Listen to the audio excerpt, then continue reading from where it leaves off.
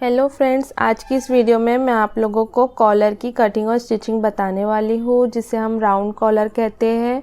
यहाँ पर मैं बिना प्लेकेट के ही कॉलर बनाने वाली हूँ। नीचे से गला हमारा वी शेप में होगा। तो ये देखिए, मैंने फ्रंट और बैक पार्ट जो है अलग अलग कट करके ले लिए हैं। बैक पार्ट जो हमारा होता है कॉलर की कटिंग करते समय, हमारा शोल्डर भी बड़ा होता है और बैक पार्ट जो हमारा होता है वो फ्रंट पार्ट से 1 इंच बड़ा होता है। तो ये देखिए, यहाँ पर इसकी कटिंग बिल्कुल डिफरेंट होती है शोल्डर की और फ्रंट और बैक के जो आर्म होल की। तो इसकी मैं अलग से वीडियो बनाकर रखी हूँ, अगर आप लोग देखना चाहते हैं तो मेरे चैनल पे जाकर देख सकते हैं। तो ये देखिए, यहाँ पर मैंने फ्रंट और बैक को बिल्कुल बराबर से करके ले लिया है और यहाँ पर मैंने विड्थ रखी है 3 इंच। अगर आपका स्मॉल, मीडियम, लार्ज साइज़ है तो आप 3 इंच ले सकते हैं। हैवी साइज़ है तो आप 3.25 इंच पे विड्थ रखिए। और इसमें मैंने लेंथ यहाँ पर 1/2 इंच पे मार्क करके ले ली है। तो इसमें आपको क्या करना है कि 1/2 इंच पे पहले आपको दोनों ही पल्ले पे कट कर लेना है। विड्थ हमने यहाँ पर 3 इंच रखी है और लेंथ मैंने अभी 1/2 इंच ही लिया है। ये बैक साइड के लिए होती है। अब फ्रंट साइड के लिए हमें अलग से कट करना है। तो जो भी शेप का आपको गला बनाना है उस हिसाब से आप यहाँ पर नेक की कटिंग करेंगे। प्लेकेट है तो उसका अलग से वीडियो मैंने अपने चैनल पे डाल रखा है, अगर आप चाहे तो जाके देख सकते हैं। तो ये देखिए, यहाँ पर मुझे 7 इंच का गला चाहिए। आप 7 से 7.5 इंच भी ले सकते हैं ताकि आपका नेक जो है इजीली उतर जाए। तो इसके लिए 3 इंच पर यहाँ पे हमें राउंड शेप लेना है और नीचे हमें 4 इंच पे अपना वी शेप बनाना है गले का। तो यहाँ देखिए, ये 4 इंच हमारा नीचे की साइड आ गया। अब यहाँ से हमें 1/2 इंच पे मार्क करना है और इस तरह से वी शेप में कटिंग कर लेनी है। और ऊपर की साइड हमें 3 इंच पे जो है राउंड नेक लेना है ताकि वहाँ पर हमारा कॉलर बन के आए। तो 3 इंच की हमारी विड्थ भी होंगी और 3 इंच की हमारी लेंथ भी होंगी कॉलर बनाने के लिए। और नीचे से 4 इंच हमने गला लंबा रखा है वी शेप में। इस तरह मैं यहाँ पर 3 इंच चौड़ाई के साथ साथ और 3 इंच लंबाई के साथ राउंड सर्कल में कट कर लूँगी, हाफ सर्कल में, और वी शेप नीचे से हमारा कट हो गया है। ये नेक हमारा कटिंग होकर रेडी है। फ्रंट साइड का और बैक साइड का भी हमने पहले ही रेडी कर लिया है कट करके। अब हमें ये वी गला अलग से बनाना है पेपर पेस्टिंग लगाकर। तो यहाँ पर मैंने एक एक्स्ट्रा का फैब्रिक ले लिया स्क्वायर रेक्टेंगल शेप में। तो उसमें मैंने पेस्टिंग पेपर लगा के रेडी रखा है। अब हमें 3 साइड से इसे इस तरह फोल्ड कर लेना है। फोल्ड करने के बाद में हमें सिलाई लगा लेनी है इसके ऊपर ताकि ये फिक्स हो जाए। तो ये लीजिए, मैंने यहाँ पर सिलाई लगा ली है तीनों ही साइड पर। अब हमें ये जो पीछे साइड है इसको हमें पलट लेना है और हमें सीधा कर लेना है। सीधे के ऊपर हमें हमारा जो नेक है उसको उल्टा करके रखना है। हमारा फ्रंट पल्ला जो है उसे हमें उल्टा करके रखना है। ये थोड़ा आप इतना रखें बराबर से या थोड़ा नीचे से, ताकि ये जो है हमारा नेक बने तो ऊपर से बिल्कुल भी छूटे ना, ताकि कॉलर लगाने के टाइम हमें कोई दिक्कत ना आए। तो यहाँ पर मैंने वी गला बनाने की बिल्कुल भी प्रिपरेशन कर ली है। अब यहाँ हमें वी गला इस तरह बनाना है। हल्का सा मैंने कर्व लाइन ली है नोक निकालने के लिए। इस तरह मैंने यहाँ पर वी शेप बना लिया नेक के लिए। अब एक्स्ट्रा का फैब्रिक हम कर लेंगे कट। तो ये ले कट कर लिया मैंने। अब हमें छोटे छोटे कट्स लगाने हैं सभी कॉर्नर्स पे और हल्का से जो मैंने कर्व लाइन ली थी उस पर, ताकि हमारा जो गला है वो इजीली पलट जाए। इस तरह से आपको कट लगा लेना है। अब हम ये एक्स्ट्रा का जो फैब्रिक है इसको अंदर की तरफ फोल्ड करेंगे पेस्टिंग पेपर वाला, और इस पे हम लगा लेंगे प्रेस सिलाई। इस तरह से आप थोड़ा सा इसको पुश करके फिक्स कर ले, फिंगर से पुश करें और फिक्स कर ले। उसके बाद में हमें इसके ऊपर प्रेस सिलाई या फिर आप कह सकते हैं अपर स्टिच। अपर स्टिच मैंने यहाँ पर लगा ली है। अब हमें फ्रंट और बैक के शोल्डर जोड़ लेने हैं। बैक साइड का हमने यहाँ पर 1/2 इंच पे नेक कट कर लिया था। इसके बाद हमें जोड़ना है शोल्डर। फ्रंट साइड सीधा है, इसके ऊपर हमने बैक साइड को उल्टा रखा है और जिस तरह आप नॉर्मली ड्रेस में शोल्डर जोड़ते हैं उसी तरह से आपको यहाँ पे भी शोल्डर्स को ज्वाइन कर लेना है।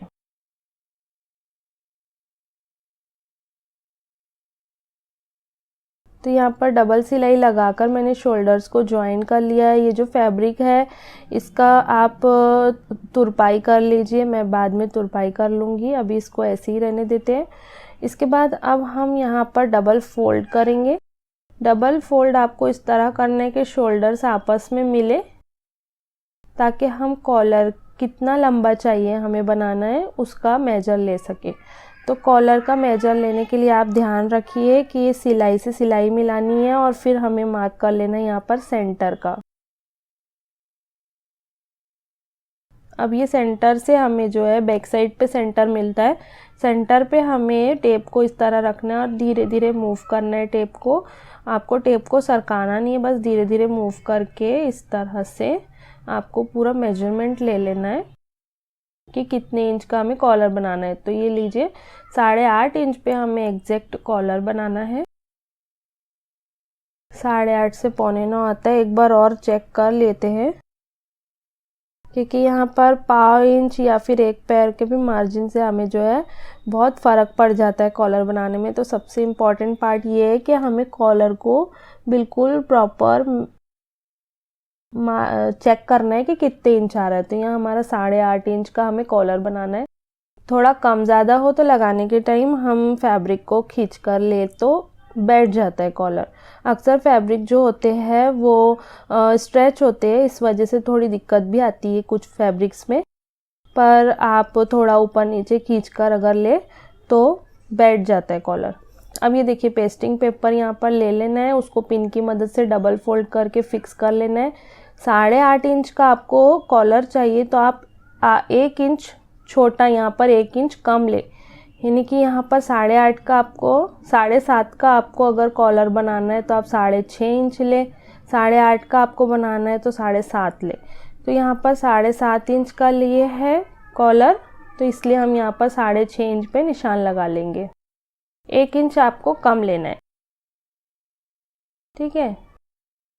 अब इसके बाद हमें जो है कॉलर की यहाँ पर लंबाई तो हमने ले ली, अब चौड़ाई लेना है। चौड़ाई के लिए अब हम यहाँ पर क्या करेंगे, खुले वाले साइड से हमें यहाँ 2.5 इंच पे निशान लगा लेना। पहले हम कॉलर बनाने की प्रिपरेशन करेंगे, तो यहाँ पर हमें 2.5 इंच पे निशान लगाना है, इस तरफ भी हमें 2.5 इंच पे निशान लगाना है। ये मैं ओपन वाले साइड से मार्किंग कर रही हूँ, बैक वाला साइड हमारा दूसरी तरफ है, उसको आपको कुछ नहीं करना है, बस ओपन वाले साइड से इस तरह कर्व लाइन बना लेना है। 2.5 इंच ऊपर की तरफ लेंगे, 2.5 इंच नीचे की तरफ लेंगे, ठीक है। और इस तरह कर्व लाइन आपको कॉलर के शेप में बना लेना है। अभी देखिए 7.5 इंच हमें चाहिए कॉलर तैयार होके, तो ये कर्व लाइन को आपको इस तरह से टेप रख के मेजरमेंट ले लेना है, इस तरह। तो ये देखिए यहाँ पर हमारा कितना आ रहा है, ये हमारा 7.25 इंच तक के आ रहा है। अब हम 7.5 इंच में यहाँ पर निशान लगा लिए, एक बार और चेक करेंगे। कभी होता है हमारा टेप हमारे हाथों से थोड़ा हिल जाता है, सरक जाता है, तो हमारा जो मेजरमेंट है वो रॉन्ग हो जाता है, इसलिए एक बार और थोड़ा इत्मीनान से ध्यान से हमें यहाँ पर मेजरमेंट लेना है कि हमने कॉलर जो है कितने इंच पे। ये देखिए 7.5 इंच चाहिए हमें, तो 7.5 इंच पे मैंने यहाँ मार्क कर लिया है। अब हम पिन को निकालेंगे और इसको बिल्कुल 7.5 इंच पे पेपर को हमें मूव करके सरका लेना है और वापस से हम पिन अप कर लेंगे, ठीक है, इस तरह। तो ये 7.5 इंच का हमारा कॉलर मिल जाएगा हमको। अब यहाँ से आपको जितनी भी चौड़ाई चाहिए कॉलर की, 1 इंच, 1.25 इंच या 1.1 इंच, तो आप उतनी ले सकते।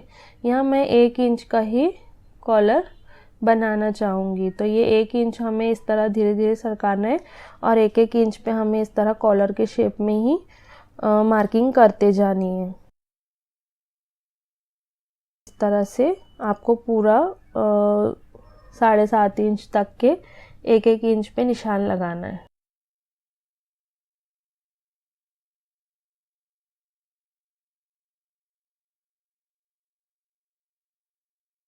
तो तो ये देखिए यहाँ पर हमें इस शेप में कटिंग कर लेनी है। अगर आप चाहे तो इस तरह से आप सीधा ही रहने दे सकते हैं या फिर हल्का सा कर्व लाइन दे सकते हैं। जिस तरह आपको कॉलर पसंद है आप उस तरह से कॉलर बना सकते हैं।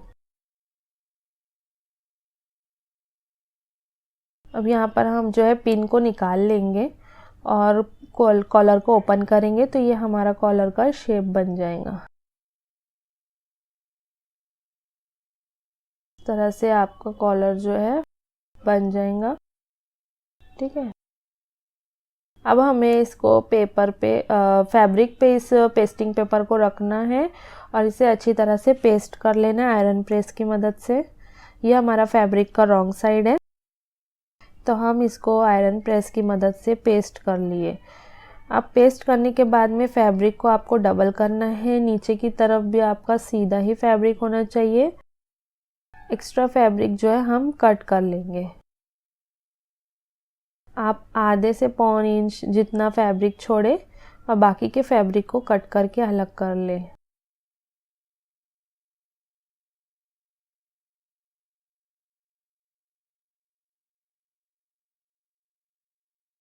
अभी कॉलर वाला जो फैब्रिक है हमारा जिस पे हमने पेस्टिंग पेपर चिपकाया है उसको पूरा फैब्रिक को अंदर की तरफ फोल्ड करके किनारे से एक सिलाई लगा लेना है।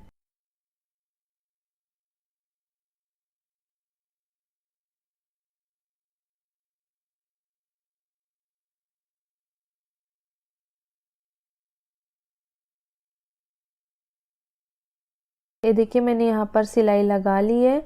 अब हमें रखना है अपना जो फैब्रिक सेम मार्जिन का हमने कट किया था बिल्कुल सेम साइज़ का उस पर रखना है और दूसरे साइड में जहाँ हमने सिलाई नहीं लगाई वहाँ पर दूसरे साइड में हमें बिल्कुल पेस्टिंग पेपर के बाजू बाजू से सिलाई लगाना है। जो शेप में हमारा कॉलर है बिल्कुल वही शेप में हमें बिल्कुल पेस्टिंग पेपर के बाजू से ही सिलाई लगानी है। ज़्यादा दूर से भी नहीं और ना ही पेस्टिंग पेपर के ऊपर चलाना है, बिल्कुल बाजू से। ये देखिए मैंने यहाँ पर सिलाई लगा ली है। अब हमें लगाना है यहाँ पे छोटे छोटे कट्स लगाने के बाद में आप अपने पे ये जो कॉलर है उसको पलट लेंगे।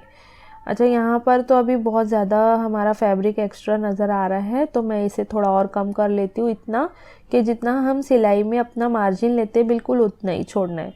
तो यहाँ मैंने एक्स्ट्रा के सारे फैब्रिक कट करके बिल्कुल मार्जिन जितना ही सिलाई के लिए जितना मार्जिन के लिए हमें ज़रूरी होता है उतना ही फैब्रिक छोड़ के अब हम इसे पलट लेंगे। कॉलर पलटने के बाद आप इसे चाहे तो आयरन प्रेस से फिक्स कर लीजिए या फिर हाथों से ही इसे प्रेस करके सीधा कर ले।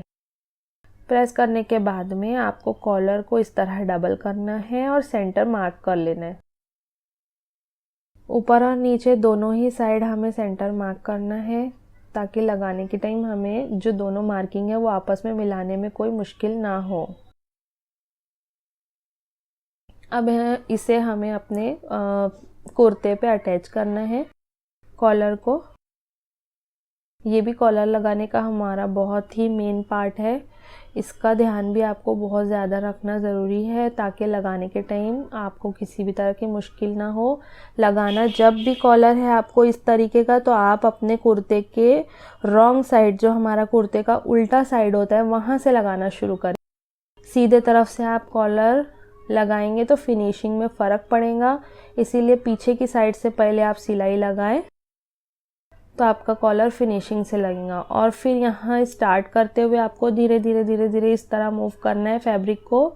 बिल्कुल इत्मीनान से आपको धीरे धीरे सिलाई लगाते हुए जब आप आधा मतलब शोल्डर तक आए तभी आप इसे जमा कर देख ले कि सेंटर आपका मिल रहा है या ना मिल रहा हो। तो आप जो भी फैब्रिक छोटा पड़ रहा है, अगर कॉलर का पड़ रहा है छोटा तो आप उसे खींच ले थोड़ा और नीचे वाले फैब्रिक को हल्का छोड़े। या अगर आपका नीचे वाला फैब्रिक छोटा पड़ रहा है कॉलर बड़ा हो रहा है तो आप नीचे वाले फैब्रिक को हल्का सा खींचे और ऊपर ढीला छोड़े। फ़िलहाल इस तरीके से अगर आप लगाएंगे तो ये बिल्कुल परफेक्ट बैठता है जिस तरह से मेरा कॉलर बैठा है। आपको कुछ भी खींचने या कम ज़्यादा करने की कोई यहाँ पर दिक्कत नहीं होगी। तो ये देखिए हमारा सेंटर भी मैच हो गया है कुर्ते का भी और कॉलर का भी। अब हम बिल्कुल एंड पॉइंट पे आ रहे हैं। इस तरह से आपको एक तरफ सिलाई लगा लेना है। ये देखिए मैंने रॉन्ग साइड से सिलाई लगाई थी।